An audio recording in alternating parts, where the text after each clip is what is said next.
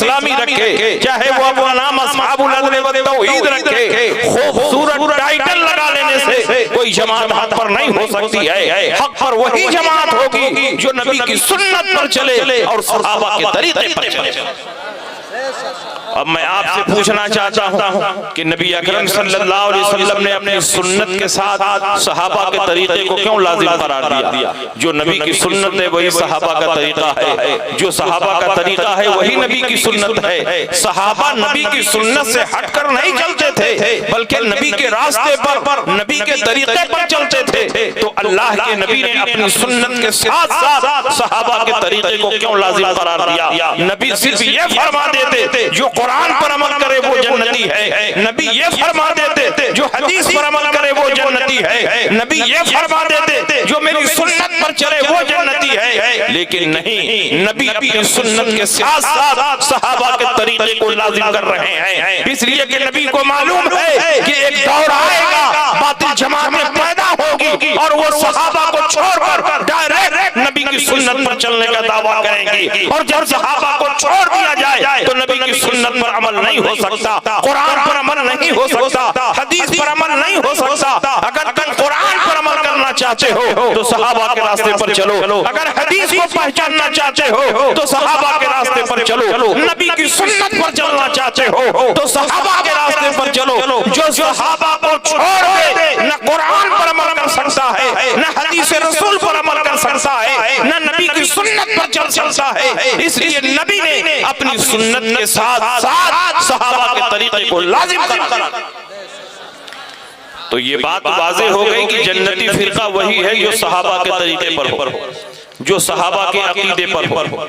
तो हमें और आपको देखना है कि आज के दौर में कौन सी ऐसी जमात है, कौन ऐसा फिरका है जो सहाबा के अकीदे पर चल रहा। तो हम अहले सुन्नत वल जमात जिनकी पहचान मसलके आला हज़रत से होती है, यही इस दौर में सहाबा के रास्ते पर हैं, सहाबा के तरीके पर हैं। इसलिए कि सहाबा नबी के गैब पर ईमान रखते थे, हम भी नबी के गैब पर ईमान रखते हैं। सहाबा नबी के वसीले से दुआएं मांगते थे, हम भी नबी के वसीले से दुआएं मांगते हैं। सहाबा नबी की शफाअत पर ईमान रखते थे, हम भी नबी की शफाअत पर ईमान रखते हैं। सहाबा ज़ियारत कुबूर को जाते थे, हम भी ज़ियारत कुबूर को जाते हैं। सहाबा इसाले सवाब करते थे, हम भी इसाले सवाब करते हैं। जो सहाबा का अकीदा है वही हमारा अकीदा है, जो सहाबा का तरीका है वही हमारा तरीका है। और नबी ने फरमाया जो सहाबा के रास्ते पर चलेगा वही जन्नती है। इसलिए आज के दौर में जो फिरका जन्नती है, जो फिरका हक पर है, जो फिरका नाजिया है,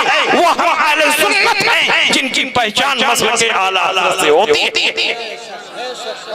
और बात बिला दलील न रहे, सहाबा नबी के गैब पर ईमान रखते थे, हम भी नबी के गैब पर ईमान रखते थे। और ये नबी के गैब के मुनकिर हैं, इसलिए ये सहाबा के रास्ते पर नहीं। हम नबी के गैब पर ईमान रखते हैं, इसलिए कि सहाबा नबी के गैब पर ईमान रखते थे। उठाइए बुखारी शरीफ जिल्द अव्वल किताबुस सलात बाबो मन रकअ दून सफ। इमाम बुखारी ने ये हेडिंग लगाई है, बाबो मन रकअ दून सफ। जो सफ में पहुंचने से पहले पहले मस्जिद के दरवाजे ही पर नियत बांध कर रुकू में चला जाए, उसकी वो रकात शुमार में आएगी कि नहीं आएगी। हजरत अबू बकरा की रिवायत नकल की है, अन अबी बकरता अन्नहु इंतहा इला नबी सल्लल्लाहु अलैहि वसल्लम व हुवा राकिउन क़ब्ल अन यसला इला सफ। हजरत अबू बकरा से मरवी है, वो मस्जिद नबवी शरीफ में नमाज पढ़ने के लिए गए, मस्जिद के दरवाजे पर पहुंचे थे, देखा हुजूर अलैहिस्सलाम रुकू में जा चुके हैं, सहाबा रुकू में जा चुके हैं। अबू बकरा ने सोचा वहां पहुंचकर नियत बांधूंगा, जाते जाते नबी सर उठा देंगे, मेरी एक रकात छूट जाएगी। इसलिए मस्जिद के दरवाजे ही पर नियत बांध लिया,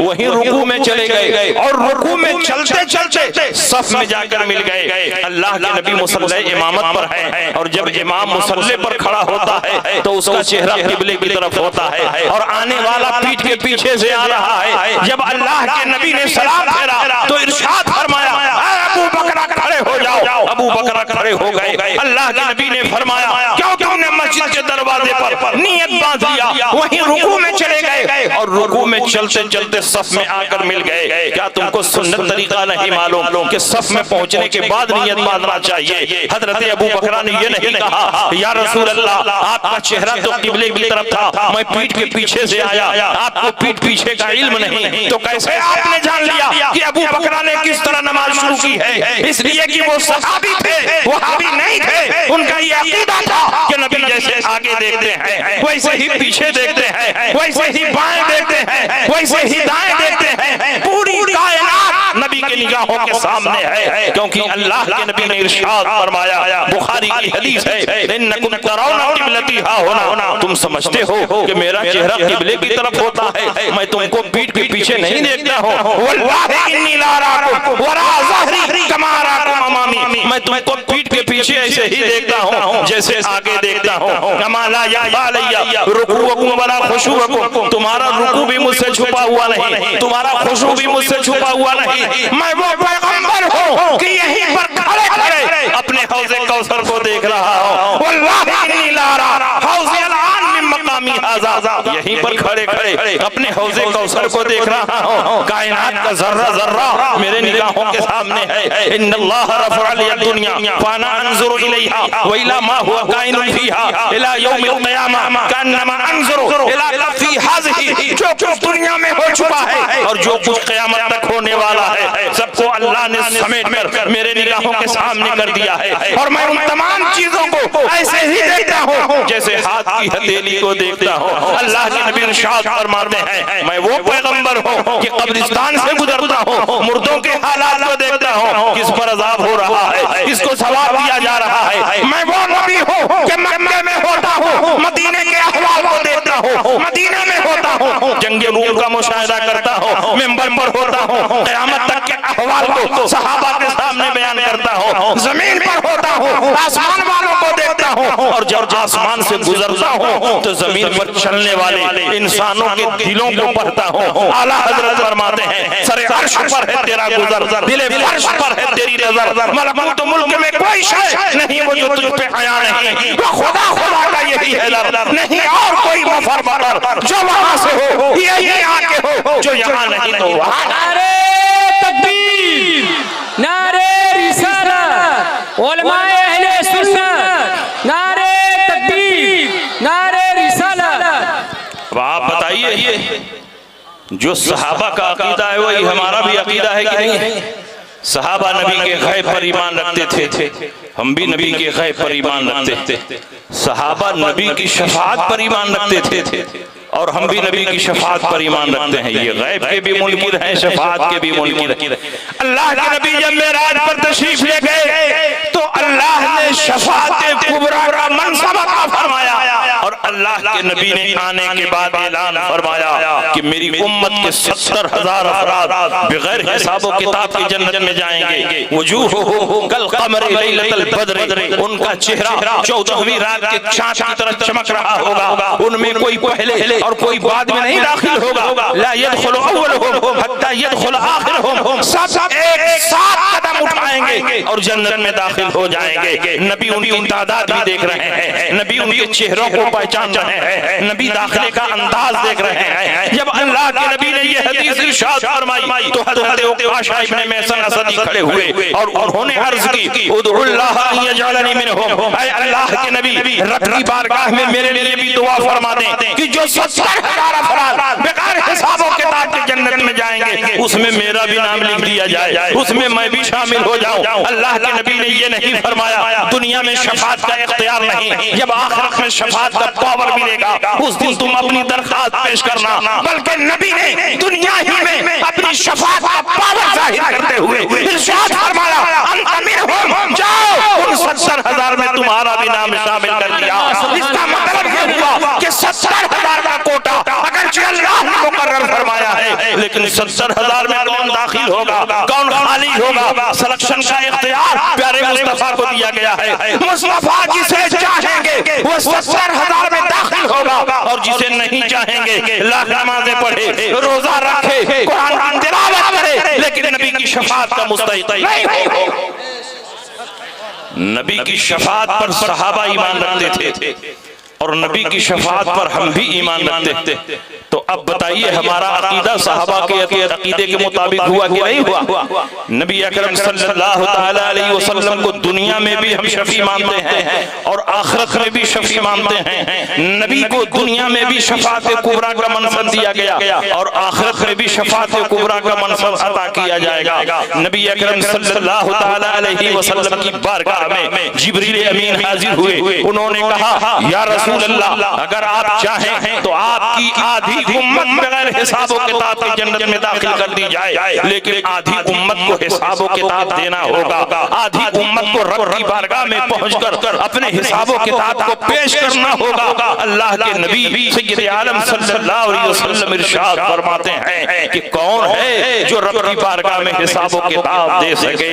जिब्रील अमीन ने कहा, आपके सामने दो ऑप्शन पेश किया जाता है, दो रास्ता पेश किया जाता है, दोनों में से जिस बात को चाहे चुन लें। अगर आप चाहें तो आपकी आधी उम्मत बगैर हिसाब व किताब के जन्नत में दाखिल कर दी जाए, लेकिन आधी उम्मत को हिसाब देना होगा, आधी उम्मत को हिसाब व किताब के मराहिल से गुजरना होगा। और दूसरा ऑप्शन ये है कि आपको शफाअत की कुंजी दे दी जाए, शफाअत का पावर दे दिया जाए, शफाअत का इख्तियार दे दिया जाए, फिर जिनकी जिनकी आप शफाअत करेंगे परवरदिगार आलम को जन्नत में दाखिल फरमा देगा। अल्लाह के नबी इरशाद फरमाते हैं कि अगर मैं पहला ऑप्शन चुनता हूं तो आधी उम्मत रह जाएगी, और अगर दूसरा ऑप्शन चुनता हूं तो मैं उस वक्त तक शफाअत करता रहूंगा जब तक मेरी उम्मत का एक फर्द जहन्नम से निकलकर जन्नत में दाखिल ना हो जाए। नबी अकरम सल्लल्लाहु अलैहि वसल्लम ने फरमाया, फखरतु शफाअत, मैंने शफाअत की कुंजी हासिल कर ली, शफाअत का पावर हासिल कर लिया, मकाम शफाअत कुबरा हासिल कर लिया। अब मैं अपनी उम्मत की उस वक्त तक शफाअत करता रहूंगा जब तक मेरी उम्मत का एक फर्द जहन्नम से निकलकर जन्नत में दाखिल ना हो। नारे तकबीर, नारे रिसालत, मसलके आला हज़रत, उलमाए अहले सुन्नत, नारे तकबीर, नारे रिसालत। जब कुरान अज़ीम की ये आयत करीमा उतरी, वलसौफ युतीका रब्बुका फतरदा, अनकरीब परवरदिगार आलम आपको इतना अता फरमाएगा कि आप राजी हो जाएंगे। नबी फरमाते मैं राजी ही नहीं हूँ, अल्लाह फरमाता है आप राजी हो जाएंगे, इतना अता फरमाऊंगा कि राजी हो जाएंगे। नबी फरमाते हैं मैं राजी ही नहीं होऊंगा, तब तो मैं राजी ही नहीं होऊंगा जब तक मेरी उम्मत का एक फर्द जहन्नम से निकलकर जन्नत में दाखिल ना हो जाए। इसीलिए आला हज़रत फरमाते हैं आज ले उनकी पनाह, आज मदद मांग उनसे, फिर न मानेंगे क़यामत में अगर मान गया। आज नबी की शफाअत पर ईमान ले आओ, आज नबी के पावर पर ईमान ले आओ। जो आज नबी की शफाअत पर ईमान नहीं लाएगा, कल क़यामत में तो सब नबी की शफाअत को देकर नबी की